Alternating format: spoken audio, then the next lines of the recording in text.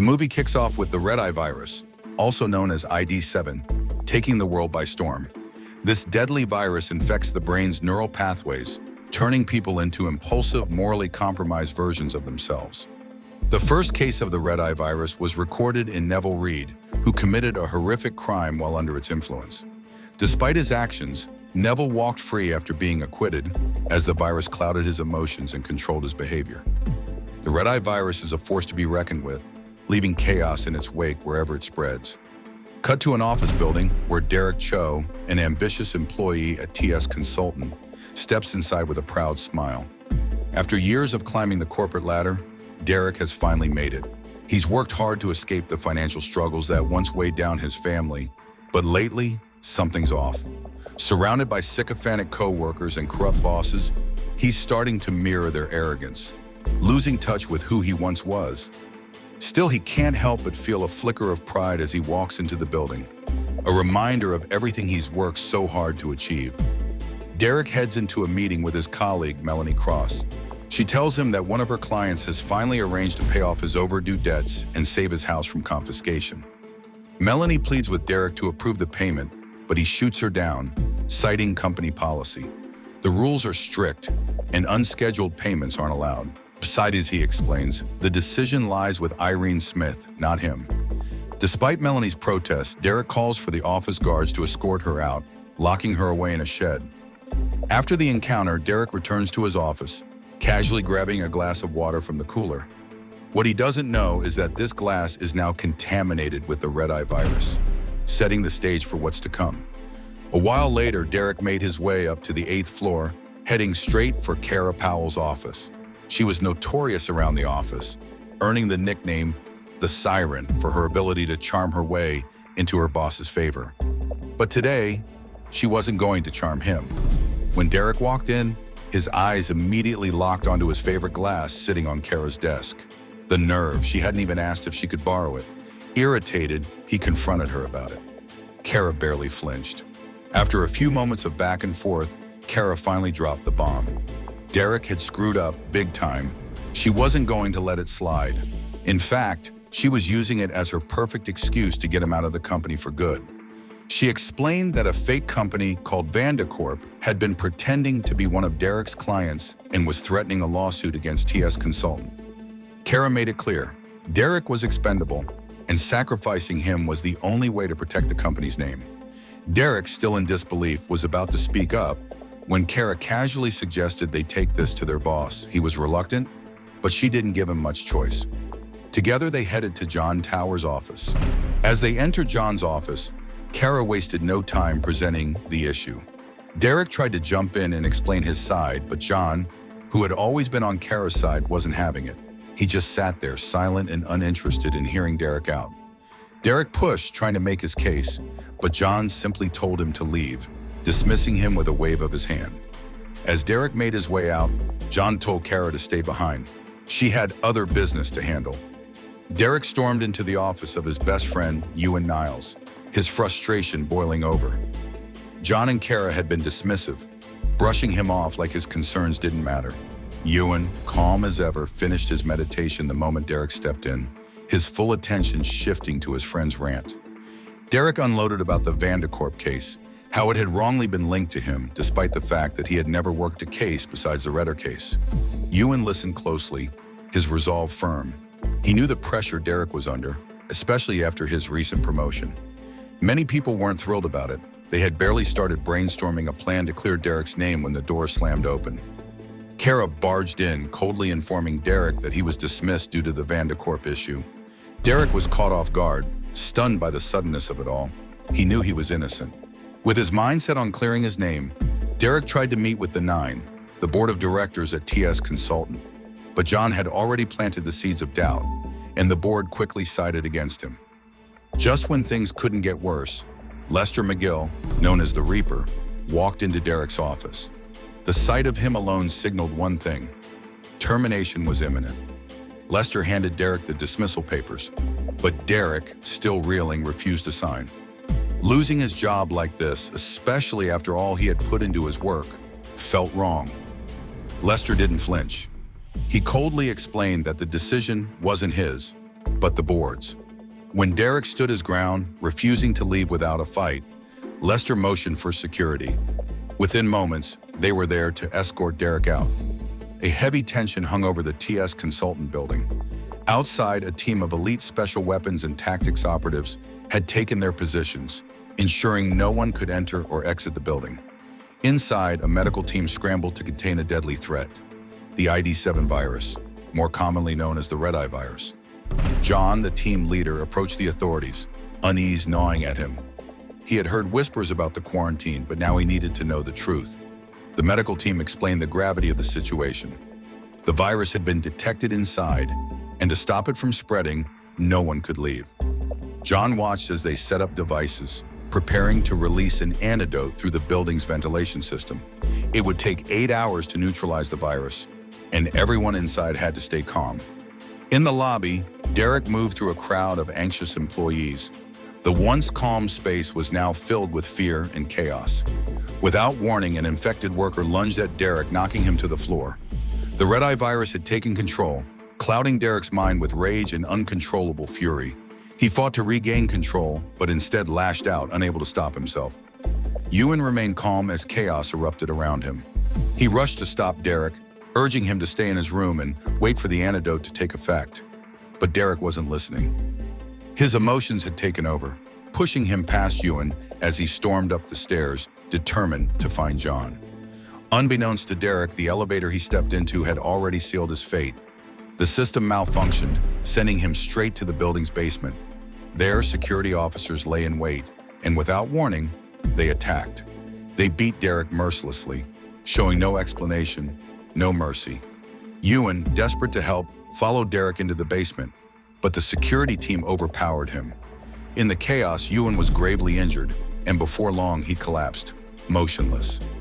Derek, still taking brutal blows, finally succumbed to unconsciousness. When Derek regained consciousness, it felt like hours had passed. He found himself in a cold warehouse alongside Melanie. Both had been affected by the redeye virus, and the strain was evident. Tempers flared. A fierce argument broke out over Melanie's client issues and Derek's growing disrespect. In the heat of their argument, a sudden realization hit Derek.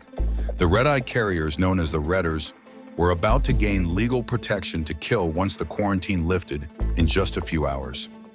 If they didn't act fast, everything would be lost. A spark of determination lit up in him, and he quickly proposed they take action. Melanie didn't hesitate to agree, and they immediately began making plans. Derek searched the warehouse for anything that could help him contact Vandercorp. He had to expose the truth. The company's top brass were willing to let the redeye virus spread just to protect their own power. They needed to be stopped, and Derek was determined to be the one to do it. Word reached John that Derek had made contact with Vandercorp, and his rage reached a boiling point. He wasted no time, giving the order to his bodyguard to eliminate Derek before he could ruin everything. But Derek and Melanie were already one step ahead. They had a plan in place, and when the security team entered the warehouse, Melanie put her cover into action, pretending to order food as a distraction. The moment the officers were distracted, Derek sprung from his hiding spot and attacked from behind. Chaos erupted as they fought, and within moments, both officers were down. Without wasting time, Derek and Melanie quickly gathered weapons and tools, ready to face whatever came next, including John and his bodyguard. With only 6 hours left until the quarantine ended, Derek and Melanie were still holed up in the warehouse, putting together a plan to reach the company's higher-ups. They had their eyes on two employees, Kara and Lester. These were the ones who had the most contact with the top brass, and getting to them was crucial. Derek quickly mapped out their next move. Lester, stationed on the 6th floor, had a second-level access card, while Kara on the 8th floor held a third-level one. Without wasting a second, they made their way to the 6th floor, only to find chaos waiting for them. The redeye virus had already spread to many employees, turning them into aggressive, uncontrollable threats. As soon as Lester found out they had arrived, he ordered his men to take them out. The fight that followed was brutal. Derek and Melanie fought fiercely against Lester's bodyguards, but Melanie took a serious hit. Derek, not hesitating for a moment, rushed to her side, determined to keep her safe. After dispatching Lester's guards, they pushed forward into his office. But Lester wasn't done yet. He was waiting for them, his hand now equipped with a deadly scissor. Even injured, Derek wasn't backing down. But just as Lester made his move, Melanie sprang into action. With precision and speed, she ended the threat, using the tools she had brought with her. She quickly patched up Derek's wound, and the two of them didn't waste a moment. Their next stop was the 8th floor to find Kara and get that elusive 3rd-level access card. Upon hearing about Lester's death, Kara's panic set in. She knew Derek's wrath would be merciless, and she quickly tried to contact John, desperate for a way out. Meanwhile, John was seething with fury. Derek's relentless pursuit had gone too far. John decided it was time to act. He announced to all employees that anyone who could bring Derek down would be rewarded with a staggering $450,000.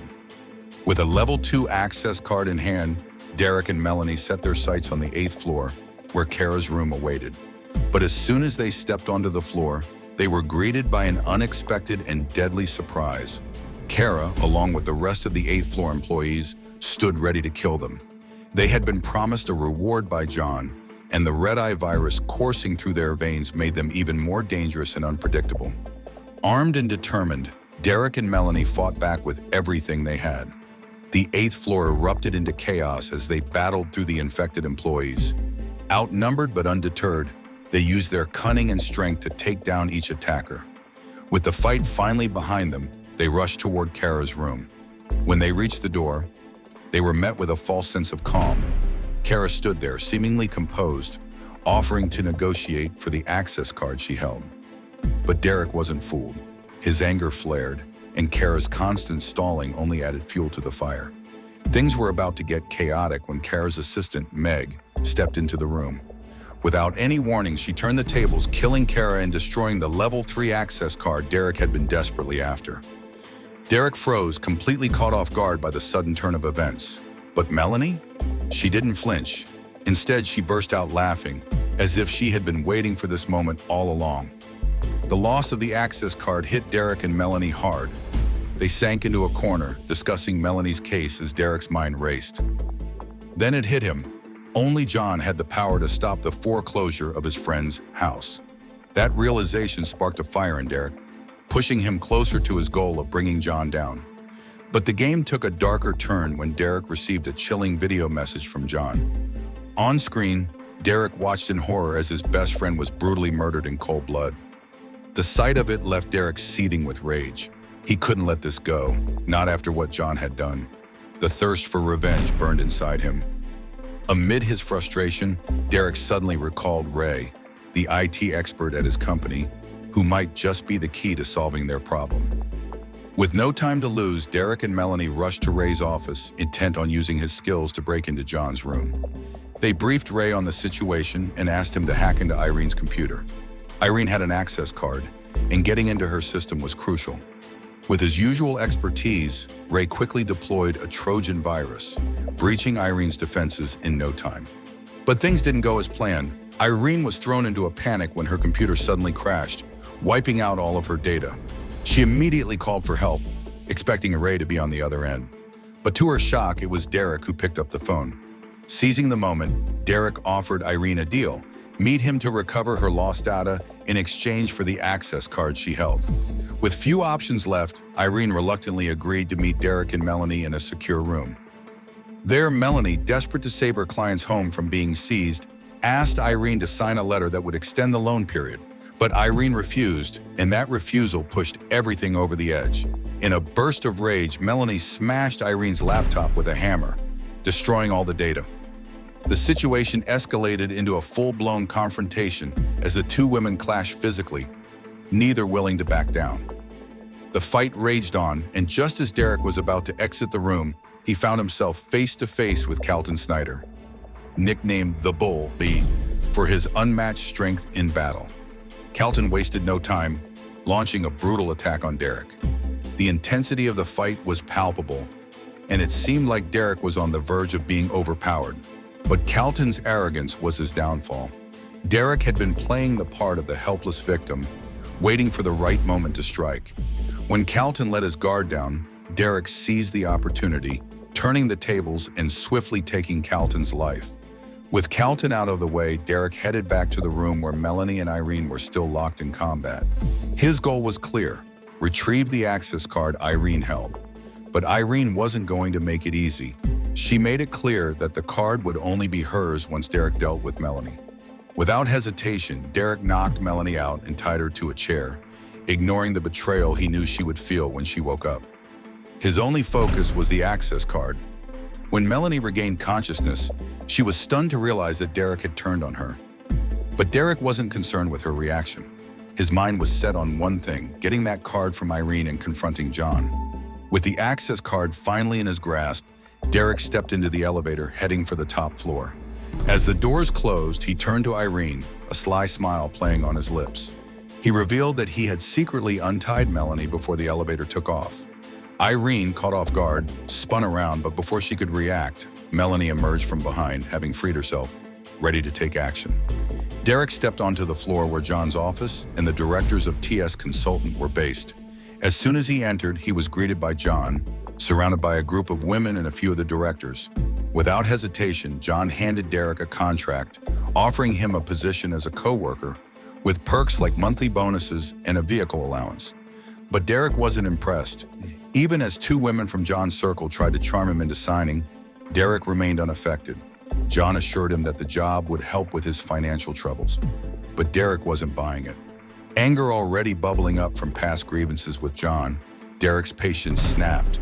The two men fought fiercely, but Derek, already worn out from dealing with others before reaching the room, found himself struggling.